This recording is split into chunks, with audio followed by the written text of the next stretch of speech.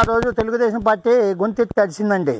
ఎందుకంటే ఎస్సీల మీద బీసీల మీద అధికారంలో వచ్చిన జగన్మోహన్ రెడ్డి ఎస్సీలని బీసీలని అక్రమంగా నిర్బంధిస్తున్నారు, అక్రమంగా దాడులు చేస్తున్నారు, అక్రమంగా చంపేస్తున్నారు అని చెప్పి మేము ఆ రోజు చెప్పామంటే వాళ్ళు ఖచ్చితంగా అదే వాళ్ళ బయటకు వచ్చిందని కూడా ఈ సందర్భంగా తెలియజేస్తున్నాం. ఎందుకంటే అధికారంలో రాగానే వాళ్ళ అందరూ ఊపిరి పీల్చుకున్నారు, రాష్ట్ర ప్రజలందరూ కూడా. దాంట్లో భాగంగానే వాళ్ళ ఎస్సీలు కానీ బీసీలు కానీ మైనార్టీలు కానీ వాళ్ళ మీద జరిగిన దాడుల్ని వాళ్ళ కేంద్రానికి నివేదన ఇచ్చే పరిస్థితి వచ్చిందంటే వాళ్ళ ఎంత దుర్మార్గంగా పరిపాలన చేశారనేది జగన్మోహన్ రెడ్డి గారి అదేవిధంగా ఆ పార్టీకి తెలిసిద్దని చెప్పి కూడా ఈ సందర్భంగా తెలియజేస్తున్నాం. అదేవిధంగా వాళ్ళ రాష్ట్రంలో చూసుకుంటే అనేక రకాల దాడులు అనేక రకాల దుర్మార్గాలని చేసిందని చెప్పి వాళ్ళ కుక్కలుగా వాళ్ళ ప్రజావేదికల దగ్గరికి ఆటల దగ్గరికి వచ్చి వాళ్ళ మెమోరాండాలు ఇచ్చే పరిస్థితి ఏర్పడ్డదని కూడా ఈ సందర్భంగా తెలియజేస్తున్నాం. వాళ్ళ వీళ్ళ అవినీతి అంతా ఇంత కాదని చెప్పి కూడా ఈ సందర్భంగా తెలియజేస్తున్నాం. అదేవిధంగా రాష్ట్రంలో ఉన్న ఎమ్మెల్యేలు మంత్రులు అదేవిధంగా వేరే వాళ్ళందరూ కూడా వాళ్ళ ఈ ప్రజావేదికలను పెడితే ఆ ప్రజావేదికల్లో కుక్కలుగా వాళ్ళ మా భూములు లాక్కున్నారని చెప్పి చిత్తూరు దగ్గర నుంచి శ్రీకాకుళం దాకా అందరూ కూడా వాళ్ళ బయటకు వచ్చే పరిస్థితి ఉంది. వాళ్ళ రాను వాళ్ళ వైసీపీ చేసిన అక్రమాలు అనేకం బయటకు వస్తాయని చెప్పి కూడా ఈ సందర్భంగా తెలియజేస్తున్నాం. అదేవిధంగా వాళ్ళ దువ్వాడ ఈ యొక్క ఎవరైతే ఉన్నారో ఎమ్మెల్సీ ఆయన నిన్నగాక మొన్న పవన్ కళ్యాణ్ గారిని అడ్డగోలుగా మాట్లాడారు. అదేమంటే ఆయన చట్ట ప్రకారం ఆయనకున్న ఇబ్బందుల్ని అర్థం చేసుకొని అక్కడ విడాకులు తీసుకుంటే దాన్ని కూడా ఎగతాళి చేసిన దువ్వాడ శ్రీనివాసరావు గారు వాళ్ళు ఏం చేస్తున్నామని చెప్పి జనమంతా కూడా నిన్ను చూసి నవ్వే పరిస్థితి, నిన్ను మీ పిల్లం తన్నే పరిస్థితికి వచ్చిందంటే ఏ స్థాయిలో నువ్వు దిగజారావనేది కూడా వాళ్ళ వైసీపీ నాయకులు అర్థం చేసుకోవాలని చెప్పి కూడా ఈ సందర్భంగా తెలియజేస్తున్నాం. అంటే ప్రధానంగా ఇప్పటివరకు జగన్మోహన్ రెడ్డి గారు మాట్లాడుతున్నారు, నేనుంటే బాగుండేదని ప్రజలందరూ మాట్లాడుకునే పరిస్థితి వచ్చింది రాష్ట్రంలో అని చెప్పేసి ఇలాంటి వ్యాఖ్యలు చేస్తున్నారు. ఏం చెప్తారు?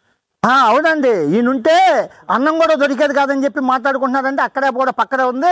నువ్వు ఉండి ఏం చేసావు గతంలో అని చెప్పి అంటే ల్యాండ్ టైటిల్ తెచ్చి రైతులందరూ కూడా వాళ్ళ భూములని లాక్కునే పరిస్థితి తీసుకొచ్చేవాడివి. అదేవిధంగా నీ సర్వేరాళ్ళకి 730 కోట్ల రూపాయలు నువ్వు డబ్బులు అవజేసిన పరిస్థితులు వచ్చినాయి.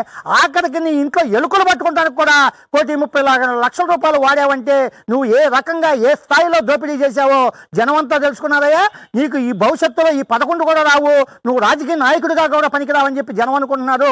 నువ్వు పగటకల్లా కనొద్దని చెప్పి కూడా ఈ సందర్భంగా వైసీపీ నాయకులకు చెబుతున్నాం. అనగదొక్కే ప్రయత్నం చేస్తున్నారు చంద్రబాబు నాయుడు. ఒక గౌడు కులస్తుని నేను కష్టపడి ఈ స్థాయికి వచ్చాను, నేను బీసీలు ఎదుగుతుండే చంద్రబాబు నాయుడికి నచ్చట్లేదు, కక్షపూర్తి రాజకీయాలు చేయొద్దు అని చెప్పేసి ఇలాంటి ఆరోపణలు చేస్తున్నారు జోగి రమేష్ గారు. ఎటువంటి సమాధానం చెప్తారు అసలు? ఇప్పుడు ముఖ్యంగా వీళ్ళు చేసింది అవినీతి అండి. వాళ్ళ అవినీతిని వాళ్ళ బీసీలకు ముడిపెట్టే అర్హత కానీ హక్కు కానీ ఈ జోగి రమేష్కి లేదని చెప్పి ఈ సందర్భంగా తెలియజేస్తున్నాం.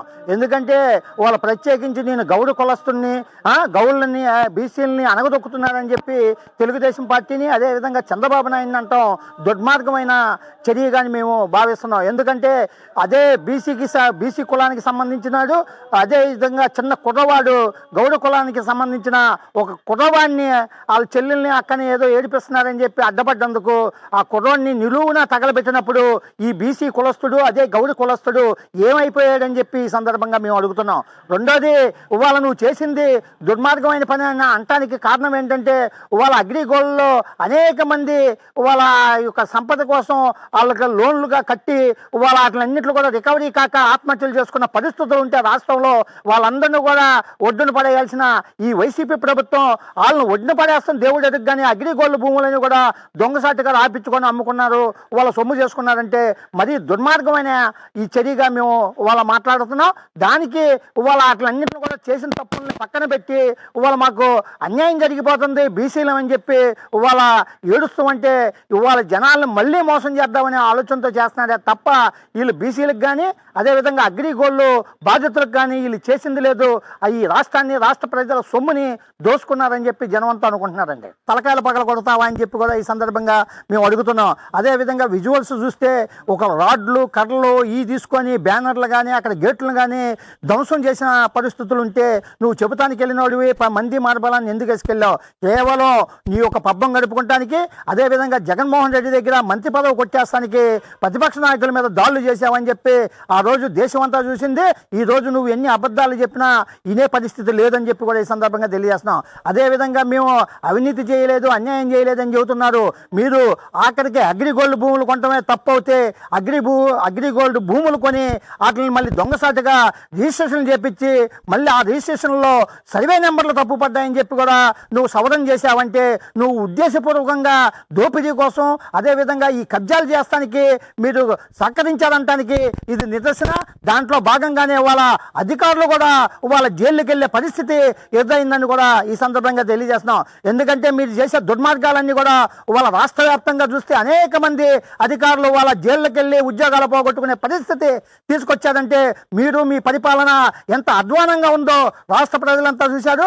దానికి నిదర్శనగానే మీకు 151 నుంచి 111కి మిమ్మల్ని పడేసిన వాటికి బుద్ధి రాకోకుండా వాళ్ళ ప్రజలకు పనికొచ్చే పనులు చేయకుండా వాళ్ళ అవినీతిలోనే కూరుకుపోయి పైపెచ్చు వాళ్ళ అధికార పక్షం మీద వాళ్ళ నిందలేసే పరిస్థితికి దిగజారని చెప్పి కూడా ఈ సందర్భంగా తెలియజేస్తాం. మీ ఇప్పటికైనా బుద్ధి మార్చుకొని కాస్త మంచిగా ఉంటే జనం కాస్త మెచ్చుకుంటారు, లేదంటే మరీ అగత్యానికి పడిపోతారని కూడా ఈ సందర్భంగా తెలియజేస్తున్నాం. అంటే ఇప్పటికే రాష్ట్రంలో రెడ్ బుక్ రాజ్యాంగం మొదలైందని చెప్పేసి ఇలాంటి ఆరోపణలు చేస్తున్నారు పేరు నాని గారు. ఏం సమాధానం చెప్తారు? ఖచ్చితంగా రెడ్ బుక్ అనేది ఓ భగవద్గీత లాగా వాళ్ళ ఉందండి. వాళ్ళు ఎవరైతే తప్పు చేస్తాడో వాళ్ళకి పాసు పదార్థం లాగా వాళ్ళ ప్రాణాలు తీసే పరిస్థితే తప్ప వాళ్ళ ఎవరైనా కానీ మామూలు వాళ్ళకి కనీసం అది రక్షణ కవచంగా ఉండే పరిస్థితి ఎదురైంది. దానికి నిదర్శనగానే వాళ్ళ నారా చంద్రబాబు నాయుడు గారు అధికారంలో రాగానే ల్యాండ్ టైటిలింగ్ యాక్ట్ని రద్దు చేశారు. దానికి ప్రతిఫలంగానే వాళ్ళ రాష్ట్రంలో మీరు చేసిన దోపిడీలన్నీ కూడా బయటకు వస్తున్నాయని చెప్పి కూడా ఈ సందర్భంగా తెలియజేస్తాం. నిజంగా మీరు అవినీతి అక్రమాలు చేసుంటే ఖచ్చితంగా రెడ్ బుక్ పనిచేసిద్ది, మీకు శరాఘాతం లాగా గుచ్చుకునిద్దని చెప్పి కూడా ఈ సందర్భంగా తెలియజేస్తున్నాం.